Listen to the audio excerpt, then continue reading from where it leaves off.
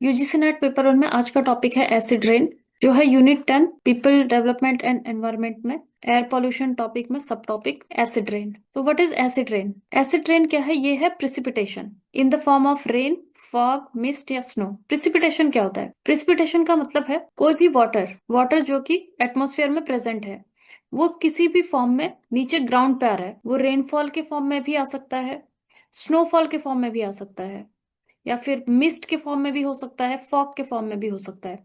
तो किसी भी फॉर्म में जो प्रिसिपिटेशन है या जो वाटर है वो ग्राउंड पे आ रहा है, उसे हम कहते हैं प्रिसिपिटेशन। अब ये जो वाटर है, जनरली इसका जो पीएच है वो 5.6 से ज्यादा रहता है। रेन वाटर का पीएच ग्रेटर देन 5.6 होता है। लेकिन अगर रेन वाटर का पीएच 5.6 से कम हो जाए तो फिर हम उसे कहते हैं एसिड रेन। इट मीन्स कि उस रेन में एसिडिटी बहुत बढ़ चुकी है। पीएच को हम मेजर करते हैं पीएच स्केल, जो कि 1 to 14 होता है, एंड 7 pH इज न्यूट्रल।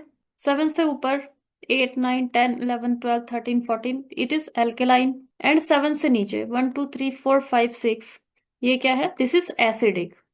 यानी कि जितनी वैल्यू कम होती रहेगी पीएच की, उतनी ज्यादा एसिडिक होती रहेगी रेनफॉल। तो अगर 5.6 से नीचे है रेन वाटर का पीएच, तो उसे हम कहते हैं acid rain. Rain water generally थोड़ा सा स्लाइटली एसिडिक ही होता है, क्योंकि एटमॉस्फेयर में carbon monoxide, carbon dioxide mainly present होते हैं, और ये कार्बन डाइऑक्साइड जो एटमॉस्फेयर में वाटर है उसके साथ ही रिएक्ट करता है। Water H2O plus carbon dioxide, और ये बनाता है H2CO3। This is carbonic acid. तो ये कार्बोनिक एसिड कम अमाउंट में रेन वाटर में प्रेजेंट होता है। दैट्स वाई जो पीएच है रेन वाटर का वो 5.6 से कम ही होगा। दैट्स वाई जो पीएच है रेन वाटर का वो अप टू 5.6 हो सकता है। एट प्रेजेंट हमारी एटमॉस्फेयर में जितनी भी कार्बन डाइऑक्साइड प्रेजेंट है, वो टोटल CO2 रेन वाटर को 5.6 तक लो कर सकता है। इसका एसिडिटी इससे नीचे नहीं कर सकता। तो अगर रेन वाटर का पीएच 5.6 से नीचे है, तो इसका मतलब ये है रेन वाटर में या एटमॉस्फेयर में और भी पॉल्यूटेंट प्रेजेंट हैं जो कि एसिडिटी कॉज कर रहे हैं। तो वो कौन सा एटमॉस्फेरिक पॉल्यूटेंट्स हैं? वो है acidic gases, sulphur dioxide SO2, और नाइट्रोजन के ऑक्साइड्स, नॉक्स। नॉक्स में आ जाता है NO, nitric oxide, NO2, nitrogen dioxide, mainly ये दोनों। तो सल्फर डाइऑक्साइड का सोर्स क्या है? सल्फर डाइऑक्साइड कहाँ से एटमॉस्फेयर में पहुंच रही है? मेनली फॉसिल फ्यूल बर्निंग से। फॉसिल फ्यूल जैसे कि कोल, पेट्रोल, डीजल, इनको जब हम बर्न करते हैं, चाहे पावर प्लांट में बर्न हो या इंडस्ट्रीज या व्हीकल्स में, तो वहां से सल्फर डाइऑक्साइड इमिट होती है। Smelting of metal sulphide ores, जहाँ पर मेटल बनते हैं, industrial sources, industrial production of sulphuric acid. Sulphuric acid H2SO4, H2SO4 है, और ये भी इवेपोरेट हो जाता है जहां पे कि इसका प्रोडक्शन हो रहा है। Chemical and fertiliser industries, volcano जब इरप्ट होता है तो वहां भी सल्फर डाइऑक्साइड इमिट होता है। ऑर्गेनिक मैटर कोई भी वो डिकम्पोज हो रहा है, तो उससे भी सल्फर डाइऑक्साइड इमिट होती है। फिर नाइट्रोजन के जो ऑक्साइड्स हैं, मेनली NO एंड NO2, इनका भी सोर्स है फॉसिल फ्यूल बर्निंग, लाइटनिंग। जब लाइटनिंग होती है एटमॉस्फेयर में, तो एटमॉस्फेयर में जो नाइट्रोजन प्रेजेंट है N2, और जो ऑक्सीजन प्रेजेंट है, लगभग 21% ऑक्सीजन है एटमॉस्फेयर में और 78% नाइट्रोजन है। तो जब लाइटनिंग होती है तो ये जो N2 है, ये इसका बॉन्ड टूट जाता है, और N+N, एक single mono atomic nitrogen atmosphere में आ जाता है, और ये रिएक्ट करता है फिर ऑक्सीजन से, जिससे कि यहाँ पे NO NO2 बनते हैं। तो ये भी एक सोर्स है। देन पावर प्लांट, ऑटोमोबाइल्स, ये सब सोर्सेस है नाइट्रोजन ऑक्साइड्स के।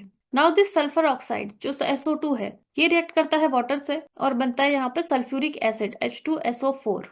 तो दिस इज एसिड। और ये जो नॉक्स है, नाइट्रोजन के ऑक्साइड्स, ये भी रिएक्ट करते हैं वाटर से और बनाते हैं HNO3। This is nitric acid. तो ये भी एसिड है। तो जब ये रेनफॉल के साथ में, ये रेनफॉल में जब मिक्स हो जाते हैं वाटर में, तो ये एसिडिटी को काफी कम कर देते हैं, लेस देन 5.6 pH कर देते हैं, जिससे कि जो वाटर है वो एसिडिक हो जाता है। उसे हम कहते हैं एसिड रेन। एसिड रेन के क्या क्या इम्पैक्ट है? ये एक्वेटिक और टेरेस्ट्रियल दोनों ही ऑर्गेनिज्म को अफेक्ट करता है। एक्वेटिक मीन्स जो वाटर में रहने वाले ऑर्गेनिज्म है, बिल्डिंग, मॉन्यूमेंट्स, इन सबको ये डैमेज करता है। ह्यूमन पे इसका इम्पैक्ट पड़ता है। अगर एसिड रेन होती है, उसके कांटेक्ट में अगर हम आ जाते हैं, तो हमारे स्किन, आई, रेस्पिरेटरी ट्रैक, ये सब इरिटेट हो सकता है, डैमेज हो सकता है। विजिबिलिटी को भी ये कम कर देता है। क्रॉनिक ब्रोंकाइटिस, ब्रोंकाइटिस क्या है? लंग का डैमेज है, लंग्स का डिजीज। पल्मोनरी इम्फाइसीमा, ये भी लंग का डिजीज है। तो एसिड रेन से लंग डिजीज हो सकते हैं। एक्वेटिक लाइफ को भी अफेक्ट करता है। एक्वेटिक लाइफ वाटर बॉडीज में जो भी फिश, फ्रॉग्स, जो भी एक्वेटिक ऑर्गेनिज्म है, उनके जो एग्स हैं, एग्स को ये डैमेज कर देता है, क्योंकि एग बने होते हैं किससे? कैल्शियम से, और कैल्शियम डिसॉल्व हो जाता है हाई एसिडिटी में। Acid rain kills the gametes, जो एक्वेटिक ऑर्गेनिज्म के गैमीट्स हैं उनको भी ये खत्म कर देता है। एसिडिक लेक्स, एसिडिक अगर लेक है तो माइक्रोब्स, जो गुड बैक्टीरिया हैं जो कि इंपॉर्टेंट है लेक इकोसिस्टम या वाटर इकोसिस्टम के लिए, उसको भी एसिडिक एनवायरमेंट या एसिडिक रेनफॉल डैमेज कर देता है। टेरेस्ट्रियल लाइफ पे इसके इम्पैक्ट, जो प्लांट्स है, प्लांट्स की लीव्स, प्लांट लीव्स का जो क्यूटिकल है, क्यूटिकल क्या होता है? जो प्लांट की लीव है उसके ऊपर जो कोटिंग होती है उसको कहता है क्यूटिकल, उसको ये डैमेज कर देता है। तो फोटोसिंथेसिस, अगर लीफ डैमेज होगा तो फोटोसिंथेसिस इंपैक्ट होगा, फोटोसिंथेसिस अगर इंपैक्ट होगा तो प्लांट की ग्रोथ नहीं होगी। माइक्रोब्स पे क्या इंपैक्ट पड़ता है? कोई भी एनवायरमेंट है, फॉर एग्जांपल कोई वाटर बॉडी है, वहां पे कौन से माइक्रोब्स होंगे वो डिसाइड होता है उसका जो पीएच है। पीएच डिसाइड करता है कि कौन सी माइक्रोबियल स्पीशीज होगी, क्योंकि जो माइक्रोब्स हैं, चाहे वो फॉर एग्जांपल बैक्टीरिया, वो बहुत सेंसिटिव होते हैं पीएच के लिए। जो बैक्टीरिया और प्रोटोजोआ है वो न्यूट्रल पीएच को प्रिफर करते हैं, न्यूट्रल पीएच में 7। लेकिन जो फंगस है वो प्रिफर करते हैं एसिडिक एनवायरनमेंट को। तो अगर वाटर बॉडी में एसिडिक रेनफॉल हो रहा है तो पीएच कम हो जाएगा, पीएच कम होने से जो गुड बैक्टीरिया और प्रोटोजोआ है वो खत्म होने लगेंगे, और जो फंगस है उसकी ग्रोथ यहाँ पे होने लगेगी। जो ब्लू ग्रीन बैक्टीरिया है, मेनली वाटर बॉडी में जो फोटोसिंथेसिस करने का काम है, फोटोसिंथेसिस से ही ऑक्सीजन बनती है, तो वो ब्लू ग्रीन बैक्टीरिया करते हैं, जो कि एल्केलाइन एनवायरमेंट को प्रिफर करते हैं। लेकिन एसिडिक अगर एनवायरमेंट हो जाएगा, एसिडिक अगर वाटर हो जाएगा, तो ब्लू ग्रीन बैक्टीरिया भी वहां पे खत्म होने लगते हैं। उससे क्या होगा?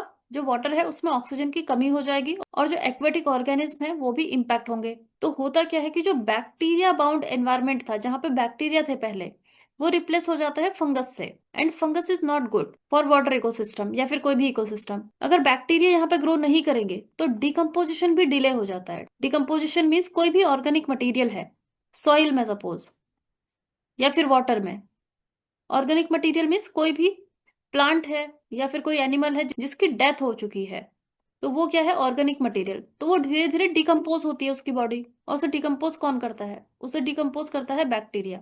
लेकिन अगर बैक्टीरिया ही यहाँ पे खत्म होने लगेंगे तो डिकम्पोजिशन भी डिले होगा, जिससे कि जो पूरा एनवायरमेंट है वो डैमेज होगा। रेन वाटर का इम्पैक्ट, एसिड रेन का impact building, monuments and material. Acid rain buildings को भी ये डैमेज करता है, मेनली जो लाइमस्टोन मार्बल से बने हुए जो बिल्डिंग्स हैं, जैसे कि फॉर एग्जांपल ताजमहल, इसको काफी ज्यादा डैमेज किया था एसिड रेन ने। इसे मार्बल कैंसर भी कहते हैं। सो दैट्स हाउ जो एसिड रेन है ये माइक्रोब्स को भी इम्पैक्ट करता है, बिल्डिंग्स को भी इम्पैक्ट करता है, human, animals, terrestrial life and aquatic life, इन सबको ये डैमेज करता है।